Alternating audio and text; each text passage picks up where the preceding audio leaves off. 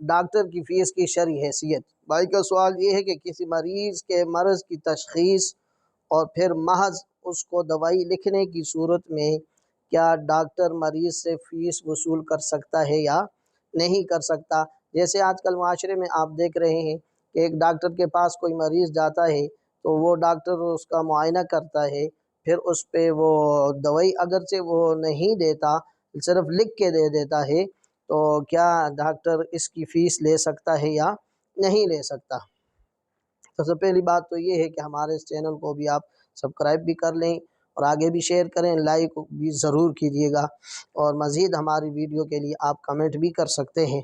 तो वाज़ेह रहे कि डॉक्टर अपने उस तजर्बे और फ़हम की फ़ीस लेता है। डॉक्टर ये जो फ़ीस लेता है ये उसका अपना तजर्बा और फ़हम और समझदारी की वो फ़ीस लेता है, जिस फ़हम और समझदारी और तजर्बे की बिना पर वो किसी मरीज़ को चेक करता है और फिर उसके अंदर मर्ज़ की तशख़ीस करता है और मुआयना फ़हम और तजर्बा की बिना पर जो तशख़ीस जो है ये काबिल उजरत चीज़ें हैं, इस पर वो उजरत ले सकता है।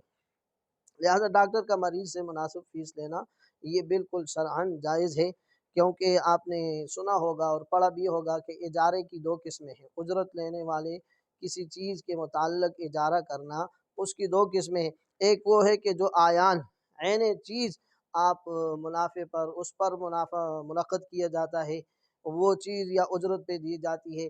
जैसे घरों को इजारे पर दिया जाता है या उजरत पर दिया जाता है और उसकी लेन देन होती है। और दूसरी किस्म वो है कि वो अमल पर वो इजारा मुनक़्क़िद होता है कि जैसे कोई कसबगर है या सनअतकार है, लोगों को काम के लिए इजारे पर लेना है, तो इस सूरत में ये इजारे की दूसरी सूरत अमल वाली सूरत बनती है। तो इस सूरत के अंदर ये शरअन डॉक्टर के लिए फ़ीस लेना बशर्ते कि मुनासिब हो, ये उसके लिए जायज़ है।